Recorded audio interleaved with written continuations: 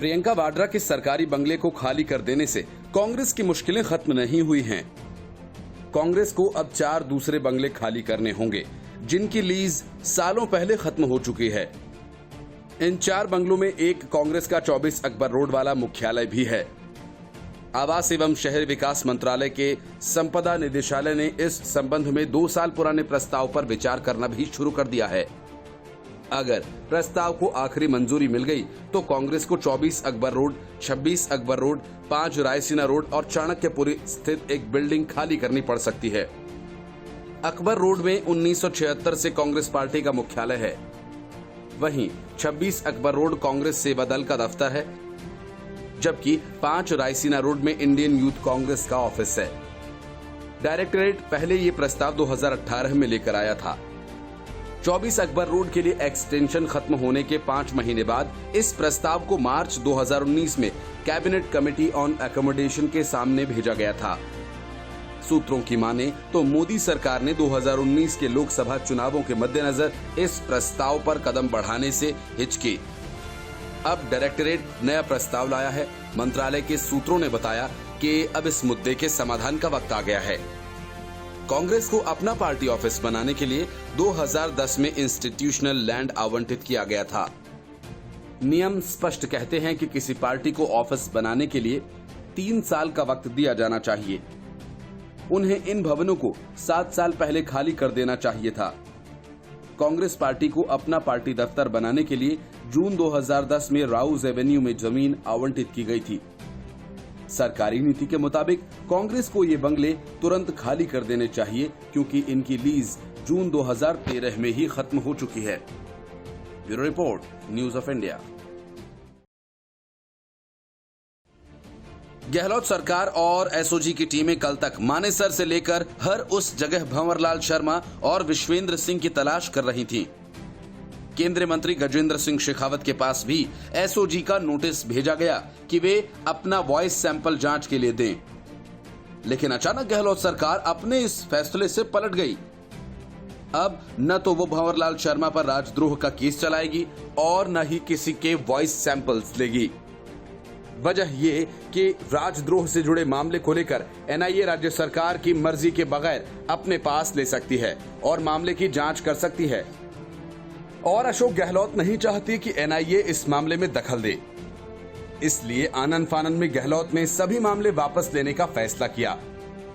इसके साथ ही magistrate court में राजस्थान सरकार ने यह भी कह दिया कि वे कांग्रेस से निलंबित विधायक भंवरलाल शर्मा, विश्वेंद्र सिंह और केंद्रीय मंत्री गजेंद्र सिंह शेखावत की आवाज की जांच नहीं करना चाहती है। राजस्थान हाई कोर्ट में गहलोत सरकार ने कहा, हम स्पेशल ऑपरेशन ग्रुप से मामले लेकर एंटी करप्शन ब्यूरो के सामने मामले देना चाहते हैं। दरअसल गहलोत सरकार को ये डर है कि कहीं इस मामले की जांच एनआईए न शुरू कर दे। इससे पहले गहलोत सरकार ने सीबीआई जांच की मांग को खारिज किया था।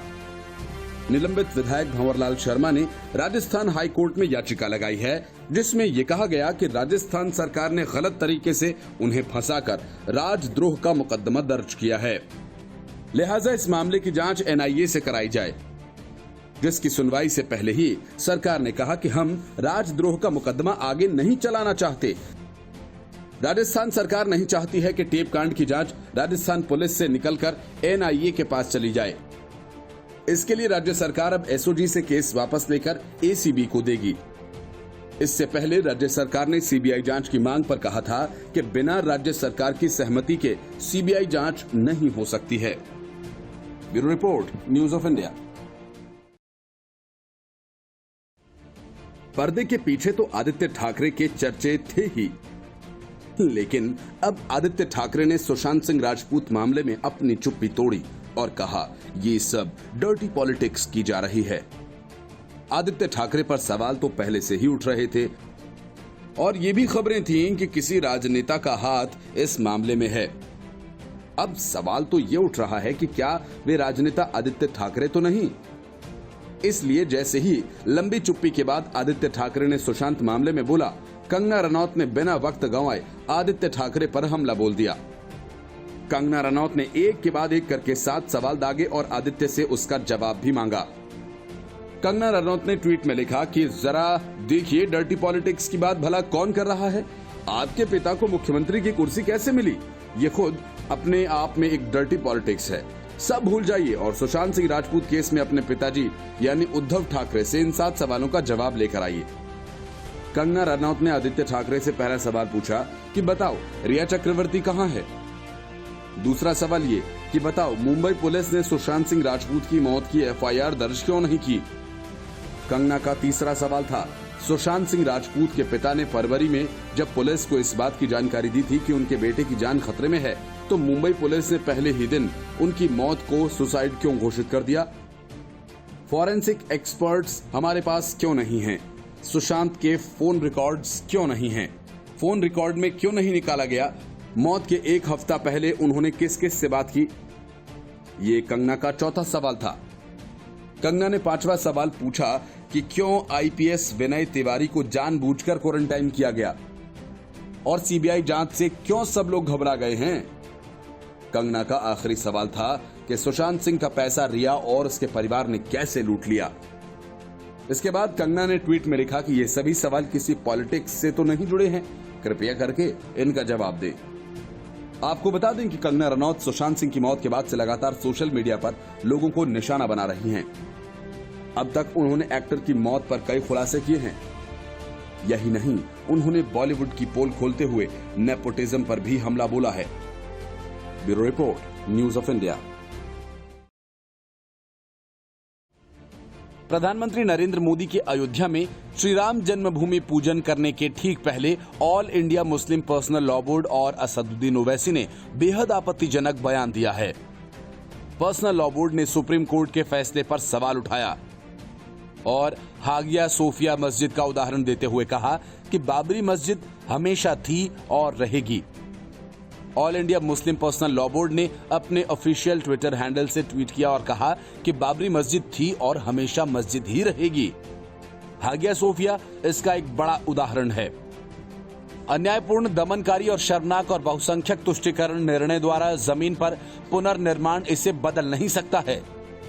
दुखी होने की जरूरत नहीं है, कोई स्थिति हमेशा के लिए नहीं रहती है। 1500 साल प्राचीन विरासत समेटे यूनेस्को के विश्व विरासत में शामिल हागिया सोफिया म्यूजियम को लेकर बड़ी तब्दीली हुई है। पिछले महीने जुलाई में टर्की के राष्ट्रपति रेचेप तैयब एर्दोगन ने इस ऐतिहासिक म्यूजियम को दोबारा मस्जिद में बदलने का आदेश दिया। राष्ट्रपति एर्दोगन ने 1934 के उस फैसले को पलट दिया जिसके तहत 1434 में इस्तांबुल पर कब्जे के बाद उस्मानी सल्तनत द्वारा मस्जिद में तब्दीली हुई। हागिया सोफिया को एक म्यूजियम बना दिया गया था और इस ऐतिहासिक इमारत ने कई बार अपनी रंगतों को भी बदलते देखा है। जब यह इमारत बनाई गई तब ये एक भव्य चर्च हुआ करती थी और शताब्दियों तक ये चर्च ही रही। फिर इसे मस्जिद में तब्दील कर दिया गया। हागिया सोफिया दुनिया के सबसे बड़े चर्चेज में से एक रहा है। इसे 6ठी सदी में बाइजेंटाइन सम्राट जस्टिनियन के हुक्म से बनाया गया था। 1528 में अयोध्या में मुगल सम्राट बाबर ने मस्जिद की नींव रखी थी, जिसे 1992 में 6 दिसंबर के दिन राम मंदिर आंदोलन के तहत कार सेवकों ने मस्जिद पर चढ़कर इसकी गुंबद को गिरा दिया। ओवैसी ने अपने ट्वीट में लिखा कि बाबरी मस्जिद थी, है और रहेगी। ओवैसी ने पिछले कुछ दिनों में भूमि पूजन की खबरों पर लगातार अपना विरोध जताया। पिछले हफ्ते उन्होंने बाबरी विध्वंस के लिए कांग्रेस को भी जिम्मेदार ठहराया था। उन्होंने एक ट्वीट में लिखा था कि जिसका हक बनता है उसे क्रेडिट दिया जाना चाहिए। आखिर वो राजीव गांधी ही थे जिन्होंने बाबरी मस्जिद का ताला खोला था और वो PV नरसिम्हा राव ही थे जिन्होंने प्रधानमंत्री के पद पर रहते हुए ये पूरा विध्वंस देखा था। कांग्रेस संघ परिवार के साथ विध्वंस के इस अभियान में हाथ डाले खड़ी रही। ओवैसी ने भूमि पूजन कार्यक्रम में प्रधानमंत्री नरेंद्र मोदी के हिस्सा लेने पर भी सवाल उठाए थे। उन्होंने कहा था कि प्रधानमंत्री का इस कार्यक्रम में हिस्सा लेना संवैधानिक नहीं है। ओवैसी ने 29 जुलाई को ट्वीट करते हुए लिखा कि आधिकारिक तौर पर भूमि पूजन में हिस्सा लेना प्रधानमंत्री की संवैधानिक शपथ का उल्लंघन होगा। धर्मनिरपेक्षता संविधान की मूल भावना है। साथ ही ओवैसी ने यह भी लिखा कि हम भूल नहीं सकते कि 400 साल तक अयोध्या में बाबरी मस्जिद खड़ी रही थी और उसे 1992 में अपराधी भीड़ ने ढहा दिया। Bureau report, news of India. समाजवाद और धर्मनिरपेक्षता अब देश की राजनीति के केंद्र नहीं रहे, उसकी जगह अब हिंदुत्व ही देश का राजनीति का केंद्र बन गया। ऐसा संघ के पूर्व विचारक KN गोविंदाचार्य का मानना है। अयोध्या में प्रस्तावित राम मंदिर के भूमि पूजन समारोह में प्रधानमंत्री नरेंद्र मोदी के शामिल होने से एक दिन पहले गोविंदाचार्य ने इसके महत्व का उल्लेख करते हुए कहा कि ये राष्ट्रीय राजनीति के हिंदुत्व की जड़ों की ओर लौटने का प्रतीक है, जो 2010 के बाद से मजबूत होने से पहले दशकों तक हाशिए पर पड़ा हुआ था। वर्ष 1988 से 91 के बीच भाजपा के तत्कालीन अध्यक्ष लाल कृष्ण आडवाणी के विशेष सहायक रहे गोविंदाचार्य 1990 में आडवाणी द्वारा निकाली गई रथ यात्रा के एक मुख्य योजनाकार माने जाते हैं। इस रथ यात्रा ने राम जन्मभूमि आंदोलन को गति प्रदान की और बाद में भगवा पार्टी भारतीय राजनीति के मुख्य केंद्र में आ गई। गोविंदाचार्य ने कहा कि दिग्विजय सिंह और कमलनाथ जैसे कांग्रेस के नेताओं ने मंदिर निर्माण के समर्थन में बोला है, जो ये संकेत देता है कि विपक्ष के कई नेता इस मुद्दे पर लोगों में वैचारिक एवं भावनात्मक महत्व को समझते हैं। कभी बीजेपी के महासचिव रहे गोविंदाचार्य ने कहा कि प्रधानमंत्री नरेंद्र मोदी ने हिंदुत्व को अपनाया और इसके बदले में लोगों ने उन्हें स्वीकार किया। उन्होंने दावा किया कि कांग्रेस का सोनिया गांधी और राहुल गांधी के तहत पतन हुआ है और लोगों ने उसे नापसंद कर दिया।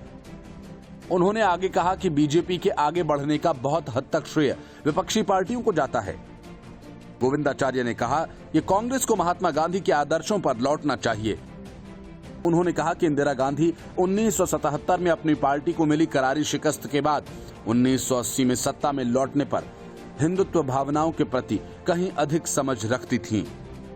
गोविंदाचार्य ने कहा कि हिंदुत्व समर्थक या हिंदुत्व की विचारधारा पर चलने वाली कई पार्टियों के बीच भविष्य में सर्वोच्चता के लिए तथा इसका लाभ हासिल करने को लेकर प्रतिस्पर्धा हो सकती है। वह तब से सक्रिय राजनीति से दूर हो गए और राष्ट्रवादी एवं स्वदेशी उद्देश्यों के हिमायती समूहों या संगठनों से संबद्ध है। गोविंदाचार्य ने कहा कि समाजवाद और धर्मनिरपेक्षता 1952 से 1980 और 1980 से 2010 में राजनीति के केंद्र बिंदु रहे, लेकिन अब इस वर्चस्व को हिंदुत्व ने हासिल कर लिया है।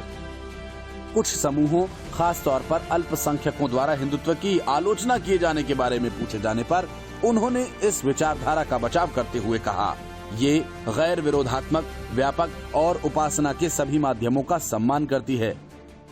हालांकि उन्होंने आगाह किया कि भविष्य में भी बीजेपी का ही वर्चस्व रहेगा, ऐसा नहीं माना जा सकता है, क्योंकि ये उसकी विचारधारा और मूल्य आधारित राजनीति के प्रति पार्टी की भावनात्मक प्रतिबद्धता पर निर्भर करेगा।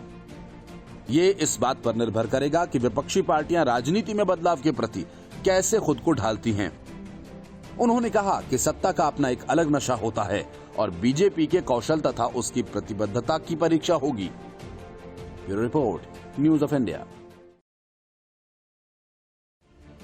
सुशांत सिंह राजपूत मामले को लेकर बिहार और मुंबई पुलिस अब आमने सामने हैं। बिहार पुलिस अपनी तरफ से सवाल उठा रही है, जिसका जवाब मुंबई पुलिस के बजाय शिवसेना के नेता की तरफ से दिया जा रहा है। पहले उद्धव ठाकरे और अनिल देशमुख बोलते थे, लेकिन अब आदित्य ठाकरे और संजय राउत भी मैदान में उतर आए हैं। संजय राउत ने अपने अंदाज में बिहार पुलिस को कमतर बताने की कोशिश की, तो बिहार के डीजीपी गुप्तेश्वर पांडे ने कुछ ऐसा कहा जिससे उनकी बोलती बंद हो गई। संजय राउत ने बिहार पुलिस की क्षमता पर सवाल उठाते हुए कहा, जिस दिन मुंबई पुलिस को बिहार पुलिस से ज्ञान लेना पड़े, उस दिन तो मुंबई पुलिस को बंद कर देना पड़ेगा। बिहार के डीजीपी ने इसका करारा जवाब दिया। बिहार के डीजीपी ने कहा, मेरा बोलना उचित नहीं होगा, ये फूहड़ होगा और इससे और तरह तरह की गलतफहमियां पैदा होंगी। मैं इस कुतर्क और विवाद में नहीं जाना चाहता। मुंबई पुलिस सुप्रीम है, सुपर है, द बेस्ट है, best police on this universe.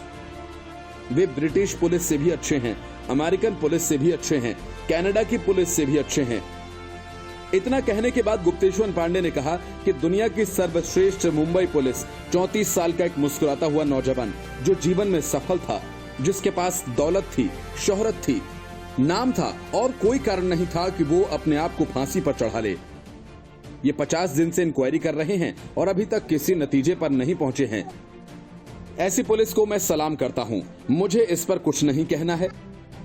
जाहिर है गुप्तेश्वर पांडे का यह जवाब सुनकर संजय राउत के पास कहने को कुछ नहीं बचा है। Bureau report, news of India.